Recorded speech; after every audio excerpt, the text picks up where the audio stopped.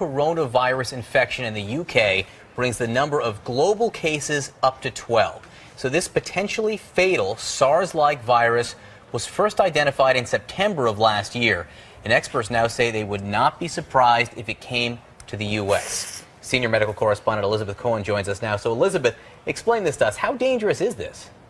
You know, this virus is particularly vicious, John. You talked about 12 cases. Well, 5 out of those 12 have died. That's a relatively high mortality rate. People are getting things like pneumonia and kidney disease. But, and here's an image that we got actually right from the authorities in the United Kingdom. So that's the bad news about the virus. The good news about the virus is it's actually hard to get. It's thought that people are getting it from animals, but then once it gets to people, it's not spreading, from what we can tell, person to person to person to person. You're not seeing long chains of transmission like you do, for example, every year with the flu. It is possible that there has been some person to person to transmission, but it's been very limited, and so far they think that they've only seen it among people who are living in the same household. So, for example, they're not seeing people getting it by say, sitting next to a sick person on an airplane. So that's good news. Bad virus, but also really hard to get.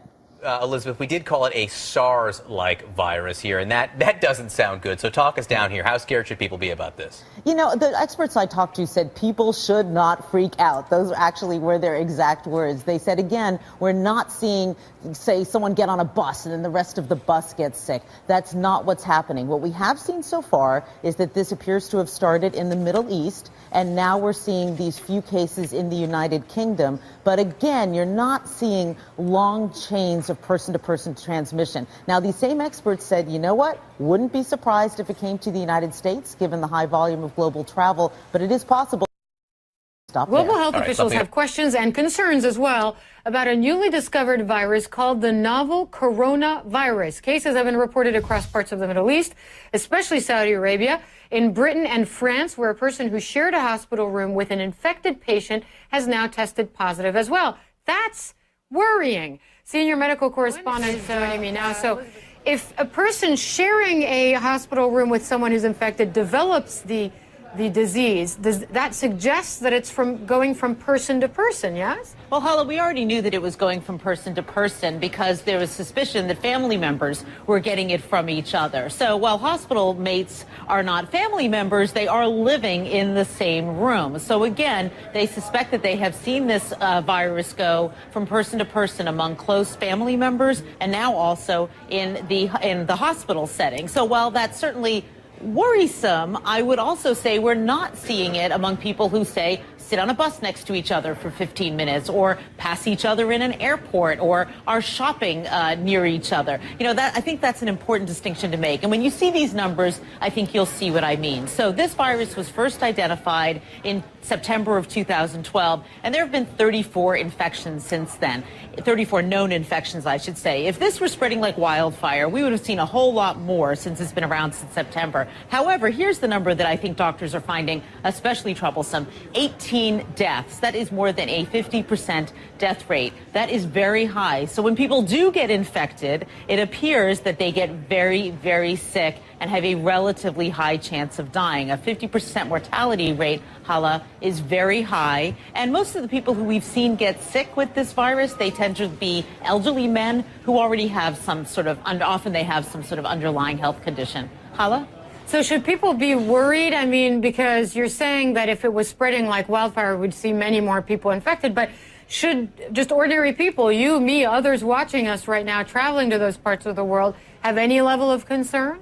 You know, I think if I were in one of these countries where we've seen this virus and I was in a hospital room next to someone who had pneumonia, I would ask the question, could this person have the novel coronavirus? I mean, I would ask that question. And you'll see why it's called the coronavirus there. It's got that kind of crown around the edge of it. But the doctors I've talked to have said, look, the average person does not need to be worried about this on a day-to-day basis. If my husband went to one of these countries where the virus is present and came home and he got an infectious disease and then I got some kind of an infection, I would also be worried. But, except for those circumstances, doctors are telling us this isn't something that your average person needs to be terribly worried about. His father died after a chest infection that quickly worsened into kidney failure. Soon after, other family members fell ill too. Doctors now believe it was the new deadly coronavirus. Well, the first time they told me I have corona, the first things I thought about is I'm gonna die. Because I thought about my dad and I said it's going to be the same case and I'm gonna lose my life.